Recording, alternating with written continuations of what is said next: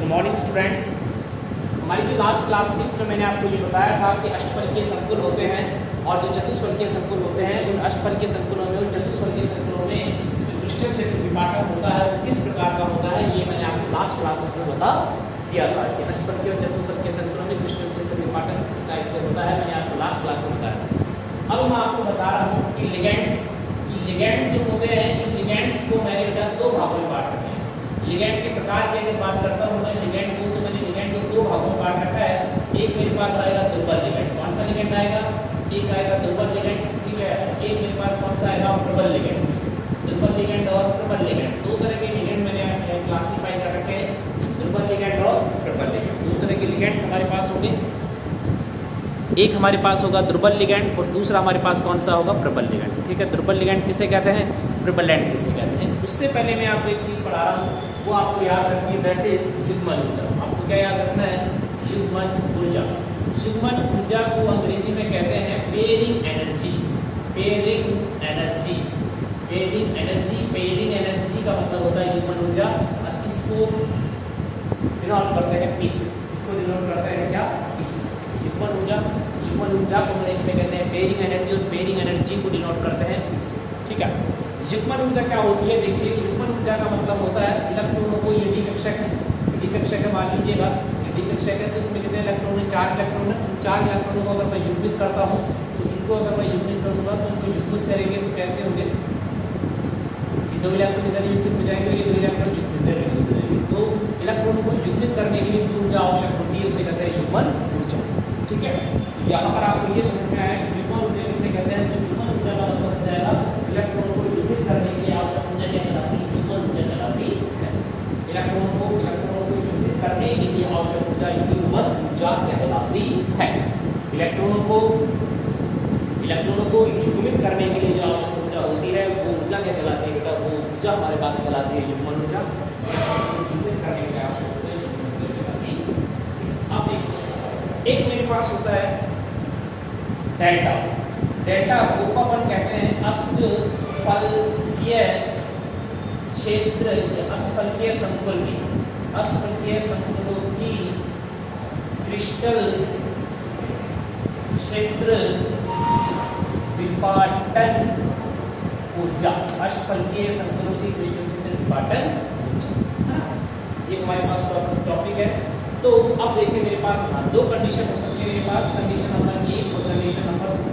Condition number, सबसे पहले मैं बता रहा हूँ आपको types of ligand. Types of ligand की बात करें तो टाइप्स ऑफ लिगेंड में मेरे पास दो प्रकार के लिगेंड्स होते हैं। एक होता है बेटा दुर्बल लिगेंड और एक हमारे पास होता है प्रबल लिगेंड, ठीक है। तो दुर्बल और प्रबल लिगेंड को समझने से पहले मैंने आपको एक टॉपिक पढ़ाया है, दैट इज द युग्मन ऊर्जा, पेयरिंग एनर्जी। युग्मन ऊर्जा क्या होती है? युग्मन ऊर्जा का मतलब होता है इलेक्ट्रॉनों को युग्मित करने के लिए जो ऊर्जा आवश्यक होती है, उस ऊर्जा को हमने नाम दिया बेटा युग्मन ऊर्जा। युग्मन ऊर्जा को हमने कहते हैं पेयरिंग ऊर्जा, की इलेक्ट्रॉनों को युग्मित करने के लिए जो ऊर्जा आवश्यक होती है उस ऊर्जा को नाम दिया जाता है युग्मन ऊर्जा, पेयरिंग एनर्जी, ठीक है। अब देखिए, यहाँ मेरे पास एक ऊर्जा है, उस ऊर्जा को हमने नाम दिया अष्टफलकीय संकुलों की क्रिस्टल क्षेत्र विपाटन ऊर्जा। अष्टफलकीय संकुलों की क्रिस्टल क्षेत्र विपाटन ऊर्जा इसको कहते हैं, ठीक है। अब देखो क्या होता है। अब इसमें दो कंडीशन है, एक तो ये हो सकता है कि डेल्टा O की वैल्यू ग्रेटर देन P हो, और एक हो सकता है मेरे पास डेल्टा O की वैल्यू लेस देन P हो, ठीक है। एक तो होता है कि डेल्टा O की वैल्यू ग्रेटर देन P हो और डेल्टा O की वैल्यू क्या हो? लेस देन P हो। मतलब जहाँ पर अष्टफलकीय क्षेत्र की विपाटन ऊर्जा ज्यादा है और युग्मन ऊर्जा का मान क्या है? कम। जहाँ पर अष्टफलकीय क्षेत्र की विपाटन ऊर्जा का मान ज्यादा है और युग्मन ऊर्जा का मान कम है। हम लोग केमिस्ट्री में क्या करते हैं? हम लोग केमिस्ट्री में ऐसा करते हैं, हम जो लो वाला पथ होता है, जो लो वाला पथ होता है उसको फॉलो करते हैं। लो एनर्जी वाले पथ को फॉलो करते हैं। तो अगर हम लो एनर्जी वाले पथ को फॉलो करते हैं तो हम ऐसे मान सकते हैं, कि इस स्थिति में युग्मन ऊर्जा का मान कम है, तो इस स्थिति में क्या होगा? इलेक्ट्रॉनों का युग्मन होगा। इस स्थिति में क्या होगा? इलेक्ट्रॉनों का युग्मन होगा। इलेक्ट्रॉनों का अगर युग्मन होगा तो हमारे पास जो लिगेंड है ना, वो कौन से क्षेत्र का होगा? लिगेंड हमारे पास होगा प्रबल क्षेत्र का। लिगेंड हमारे पास होगा प्रबल क्षेत्र का, प्रबल क्षेत्र का होगा। और संकुल जो बनेगा ना, वो बनेगा लिंब चक्र संकुल। संकुल जो बनेगा वो बनेगा लिंब चक्र संकुल हमारे पास बनेगा।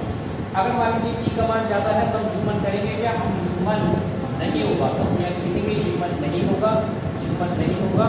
और जो लिगेंड होगा वो दुर्बल क्षेत्र का होगा। लिगेंड कौन सा होगा? लिगेंड होगा वो दुर्बल क्षेत्र का होगा।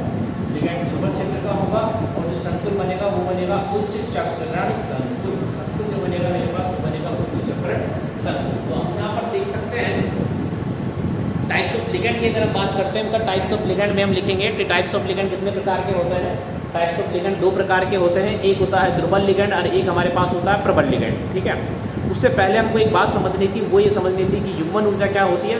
तो युग्मन ऊर्जा का मतलब होता है कि डी कक्षकों में अयुग्मित इलेक्ट्रॉनों को युग्मित करने के लिए जो ऊर्जा आवश्यक होती है उसे कहते हैं युग्मन ऊर्जा।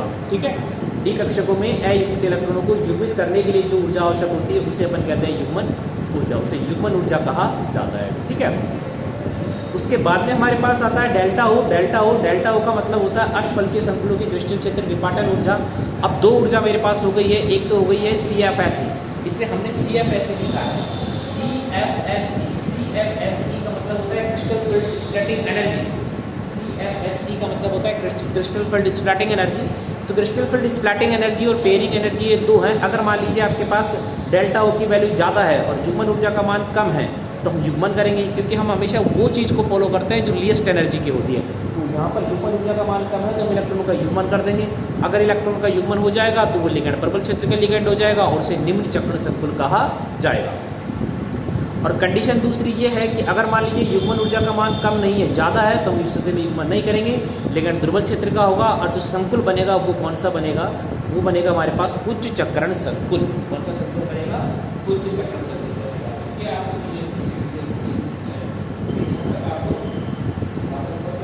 उसके बाद में हमारे पास एक और टॉपिक है इस चैप्टर में। इस टॉपिक को हमको और अच्छे से देखना है कि वो टॉपिक क्या है, वो टॉपिक आपको समझ में आना चाहिए।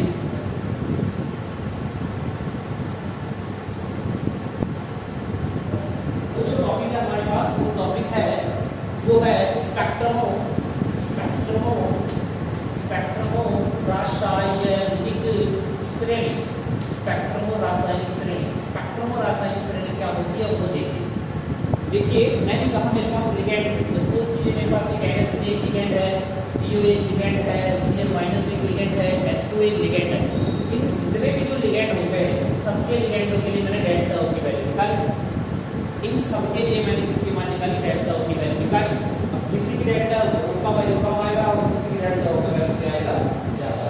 इन लिगैंडों को, तो ये जो लिगैंड है ना, इन लिगैंडों को इनकी जो क्षेत्र प्रबलता है उस क्षेत्र प्रबलता के आधार पर अगर अपन व्यवस्थित कर दें, लिगैंडों को अगर क्षेत्र प्रबलता के आधार पर अपन व्यवस्थित कर दें तो एक श्रेणी बनती है। वो जो श्रेणी बनती है उस श्रेणी को हम क्या कहते हैं, उस श्रेणी को हम कहते हैं स्पेक्ट्रमो रासायनिक श्रेणी।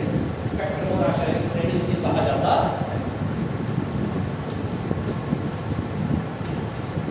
स्पेक्ट्रमो रासायनिक श्रेणी कहते हैं। तो स्पेक्ट्रमो रासायनिक श्रेणी की अगर आपसे कई बार सब पूछ लेता है कि स्पेक्ट्रमो रासायनिक श्रेणी क्या होती है, तो स्पेक्ट्रमो रासायनिक श्रेणी का मतलब होता है जब विभिन्न लिगैंडों को उनकी क्षेत्र प्रबलता के क्रम में व्यवस्थित कर दिया जाता है।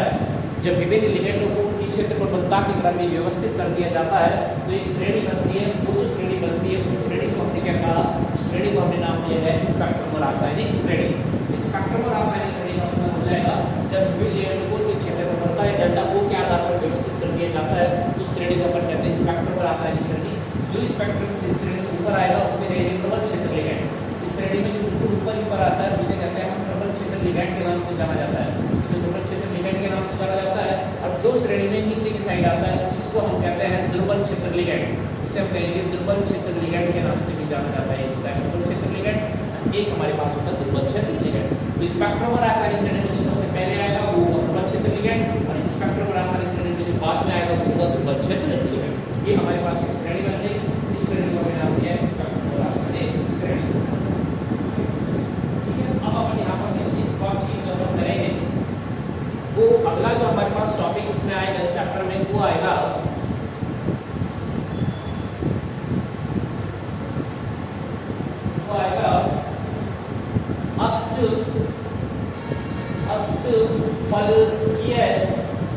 अष्टफलकीय संकुलों में इलेक्ट्रॉन का वितरण। अष्टफलकीय संकुलों में इलेक्ट्रॉनों का वितरण, अष्टफलकीय संकुलों में हम इलेक्ट्रॉनों का वितरण किस प्रकार से करेंगे, ये हमारा एक टॉपिक है। ठीक है, अष्टफलकीय संकुलों में इलेक्ट्रॉनों का वितरण। तो देखो अष्टफलकीय संकुलों में जब हम इलेक्ट्रॉन का वितरण करेंगे तो हमारे पास सबसे पहले तो मैं यहाँ लिखता हूँ इलेक्ट्रॉनिक विन्यास। यहाँ तो मैंने क्या लिखा इसका इलेक्ट्रॉनिक विन्यास, ठीक है। उसके बाद में मैंने लिख दिया यहाँ पर प्रबल क्षेत्र। उसके बाद में मैंने यहाँ पर लिख दिया प्रबल क्षेत्र लिगैंड। मान लीजिएगा अगर प्रबल क्षेत्र का लिगैंड होगा तो क्या कंडीशन बनेगी, प्रबल क्षेत्र लिगैंड। और उसके बाद में मैंने यहाँ पर लिख दिया वो लिख दिया दुर्बल क्षेत्र लिगैंड, प्रबल क्षेत्र लिगैंड और दुर्बल क्षेत्र लिगैंड, ठीक है। प्रबल क्षेत्र लिगैंड और दुर्बल क्षेत्र, ठीक है। अगर इलेक्ट्रॉनिक विन्यास की बात करते हैं तो सबसे पहला जो इलेक्ट्रॉनिक विन्यास आएगा वो आएगा डी1। क्या आएगा?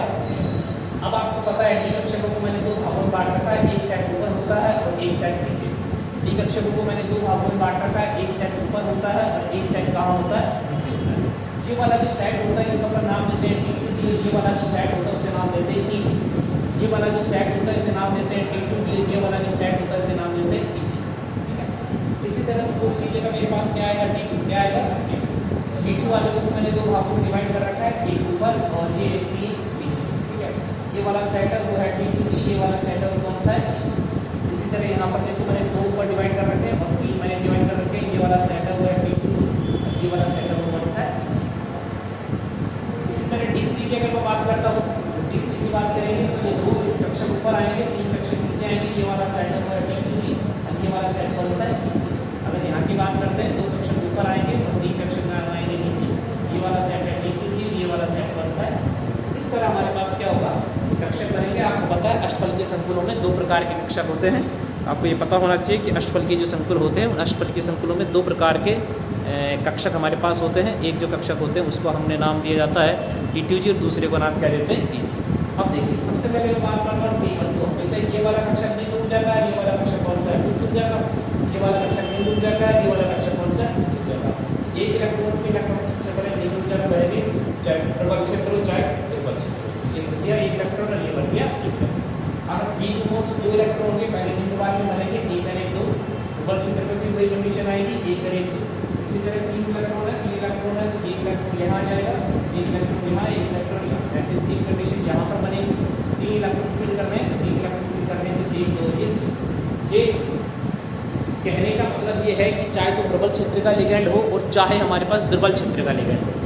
चाहे तो हमारे पास प्रबल क्षेत्र का लिगैंड हो और चाहे हमारे पास कौन सा हो दुर्बल क्षेत्र का लिगैंड हो। तीनों ही स्थितियों में हमको क्या करना है, प्रबल क्षेत्र और दुर्बल क्षेत्र में हमको जो इलेक्ट्रॉन है वो इस तरह भरने हैं, ठीक है। अगर इसका मैं इलेक्ट्रॉनिक विन्यास लिखूंगा इस वाले कक्षक का इलेक्ट्रॉनिक विन्यास क्या आएगा, तो टी2जी में ही है ना, इसका हो जाएगा टी2जी1 और ag0, टी2जी1 और ag0। इसका लिखेंगे तो इसका भी क्या आएगा टी2जी1 और ag0, टी2जी1 और ag0 आएगा। अगर मैं इसका लिखता हूँ तो इसका क्या आ जाएगा, इसका मेरे पास आएगा टी2जी2 और ag0। इसके इलेक्ट्रॉनिक कॉन्फ़िगरेशन अगर आप लिखते हैं तो ये आएगा टी2जी2 और ag0। अब जब इसका लिखेंगे तो टी2जी में कितने हैं, तीन है, एक दो तीन, तो इसको अपन क्या लिखते हैं टी2जी3 और ये क्या हो जाएगा ag0। ऐसे जहाँ जब अपन लिखेंगे तो ये भी मेरे पास क्या आ जाएगा टी2जी3 और ag0। समझ में आ गई। तो अगर चाहे प्रबल क्षेत्र का लिगैंड हो और चाहे दुर्बल क्षेत्र का लिगैंड हो उसमें हमेशा सेम कॉन्फ़िगरेशन आएगा, ठीक है। D1 D2 और D3 इलेक्ट्रॉनिक कॉन्फ़िगरेशन में D1 D2 D3 electronic configuration होगा। उसमें चाहे प्रबल क्षेत्र का हो और चाहे दुर्बल क्षेत्र का हो उसमें सेम कॉन्फ़िगरेशन है, ठीक है।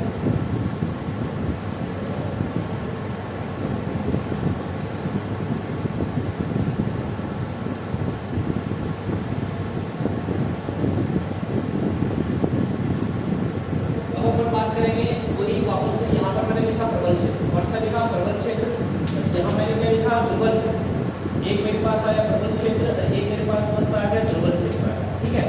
तो अब हम बात करेंगे इसकी D4 की। D4 की अगर बात करते हैं तो D4 की बात करेंगे तो यहाँ 2 है और यहाँ क्या है 3 है। यहाँ पर अगर करते हैं तो यहाँ पर क्या है 2 है और यहाँ पर क्या है 3 है। D4 के बाद में बात आएगी बेटा D5 की। D5 की बात करेंगे तो यहाँ वो 2 है और यहाँ क्या है 3 है। यहाँ पर बात करेंगे तो यहाँ पर बात करेंगे तो यहाँ पर भी वो 2 है तो यहाँ पर एक कितने 3 है। D6 की बात करेंगे तो D6 की बात करेंगे यहाँ पर वो 2 है और यहाँ पर कितने 3 है। यहाँ D6 की बात करते हैं तो यहाँ पर भी 2 है और यहाँ पर कितने 3 है। ये वाला जो सेट होगा इस वाले सेट को मैंने नाम दिया टी2जी, इस वाले सेट को नाम दिया eg। ये वाला सेट है टी2जी, ये वाला सेट है eg, ये वाला सेट है टी2जी, ये वाला सेट कौन सा है eg। इसी तरह यहाँ की बात करते हैं तो ये वाला सेट कौन सा है टी2जी, ये वाला सेट कौन सा eg, ये वाला सेट है टी2जी, ये वाला सेट कौन सा eg, ये वाला सेट है टी2जी, ये वाला सेट कौन सा है। तब तो बात समझ में आई? अब सबसे पहले करते हैं D4 मतलब 4 इलेक्ट्रॉन भरने हैं इसमें। अगर इसमें 4 इलेक्ट्रॉन भरने हैं तो 4 इलेक्ट्रॉन कैसे भरेंगे देखिएगा। सबसे पहले अपन क्या करेंगे, एक इलेक्ट्रॉन यानी पहले मिलने वाले करेंगे 1 2 ये 3। अब देखिए प्रबल क्षेत्र का है, प्रबल क्षेत्र का तो होता है तो उसमें युग्मन होता नहीं होता, तो इसमें युग्मन करेंगे ये, ठीक है। अब आ जाओ ध्रुवल क्षेत्र में, ध्रुवल क्षेत्र में 1 2 3 और ये एक और भरना है ना, ध्रुवल क्षेत्र में युग्मन नहीं होता तो इसीलिए इलेक्ट्रॉन यहाँ, ठीक है। अब आ जाओ D5 1 2 3, प्रबल क्षेत्र का लिगेंड है, इलेक्ट्रॉन का युग्मन होगा तो 4 और 1 5। ये क्या है यहाँ पर, ये आएगा 1 2 3, ये क्या है ध्रुवल क्षेत्र का लिगेंड है, इलेक्ट्रॉन का युग्मन नहीं होगा तो इसमें यहाँ जाओ प्रबल क्षेत्र में 1 2 3 इलेक्ट्रॉन है, युग्मन हो जाएगा 1 2 3। यहाँ पर अपन बात करते हैं 1 2 3 4 और 5, हम तो युग्मन करने का, ठीक है। तो ये स्थिति यहाँ पर बनेगी D4 D5 और D6 के लिए। ये जो मैंने आपको स्थिति बताई ये होता है, ये जो स्थिति है आपको D4 D5 और D6 की स्थिति मैंने आपको बता दी कि D1 में D2 में D3 D4 D5 में कैसे करना है। अगर मैं इसका इलेक्ट्रॉनिक कॉन्फ़िगरेशन लिखूँ, इलेक्ट्रॉनिक कॉन्फ़िगरेशन इसका लिखेंगे, हम लिखेंगे D2G4 और EG, D2G4 और EG। इसका इलेक्ट्रॉनिक कॉन्फ़िगरेशन लिखेंगे, वो आएगा मेरे पास D2G3, D2G में 3 है और ये हो जाएगा EC1, क्या हो जाएगा EC1।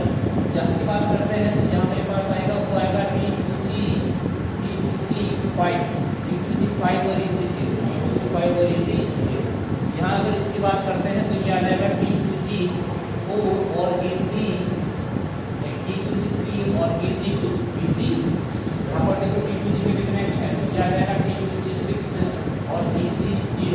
यहाँ पर अगर बात करेंगे ये मेरे पास आएगा D2G5 और D2G4 और EG2। ये मेरे पास इलेक्ट्रॉनिक कॉन्फ़िगरेशन हो गए, ये इलेक्ट्रॉनिक कॉन्फ़िगरेशन हो गए, ये हो गए कौन से क्षेत्र के, ये इलेक्ट्रॉनिक कॉन्फ़िगरेशन मेरे पास हो गया प्रबल क्षेत्र का भी हो गया, और यही सेम इलेक्ट्रॉनिक कॉन्फ़िगरेशन मेरे पास दुर्बल क्षेत्र का।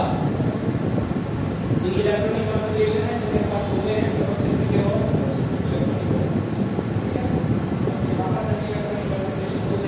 उसके बाद में हमको जो ये D5 D6 हो गया, इसी तरह अब हम लिखेंगे D7 का लिखेंगे, D8 का लिखेंगे, D9 का लिखेंगे और D10 का, ठीक है।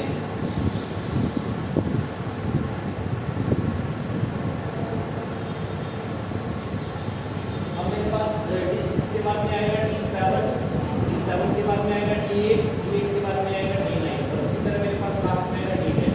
D7 की बात कर लेते हैं, 2 इधर आएंगे 3 इधर आएंगे, ठीक है। D8 की बात कर लेते हैं, 2 इधर आएंगे 2 इधर आएंगे और 3 इधर आएंगे, ठीक है। D9 की बात कर लेते हैं, 2 इधर आएंगे और 3 इधर आएंगे, ठीक है। D10 की बात कर लेते हैं, 2 इधर आएंगे और 3 इधर आएंगे, ठीक है। यहाँ पर बात करते हैं तो यहाँ 2 इधर आएंगे और 3 इधर आएंगे, ठीक है। यहाँ बात कर लेते हैं तो 2 इधर आएंगे 3 इधर आएंगे, यहाँ बात कर लो 2 इधर आएंगे 3 इधर आएंगे, ठीक है। यहाँ बात कर लो 2 इधर आएंगे 3 इधर आएंगे, ठीक है। आपको पता है ये वाला सेट कौन सा है, D2G, ये वाला सेट कौन सा है, ये वाला सेट है D2G, ये वाला सेट है EG, ये वाला सेट है D2G, ये वाला सेट है EG, ये वाला सेट है D2G, ये वाला सेट कौन सा है EG। इसी तरह यहाँ पर देखेंगे तो ये वाला सेट कौन सा है D2G, ये वाला सेट कौन सा है EG, ये वाला सेट है D2G, ये वाला सेट है EG, ये वाला सेट है D2G, ये वाला सेट है EG, ये वाला सेट है D2G और ये वाला सेट कौन सा है EG, ठीक है। अब यहाँ पर D7 का मतलब 1 2 3 युग्मन करना पड़ेगा, 4 5 6 और 1 7। अब यहाँ पर आ जाओ दुर्बल क्षेत्र में युग्मन नहीं करते, 1 2 3 4 5 6 और 1 7। अब यहाँ पर D8 में आ जाओ, D8 में 1 2 3 दुर्बल क्षेत्र है, युग्मन करना पड़ेगा 1 2 3, ठीक है। अब यहाँ जाओ दुर्बल क्षेत्र में 1 2 3 युग्मन नहीं करना, 4 5 6 7 और 1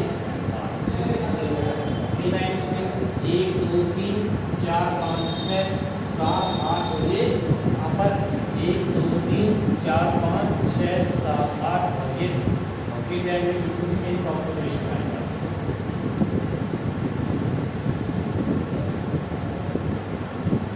ये मेरे पास जो इलेक्ट्रॉनिक कॉन्फ़िगरेशन आएगा वो आएगा इसका D2G में कितने हैं 6 और EG में कितने हैं 4। यहाँ पर D2G में कितने हैं, D2G में 6 है और EG में कितने हैं 3। यहाँ पर D2G में कितने 6 है, EG में कितने, यहाँ पर D2G में कितने 6 है और EG में कितना है 1।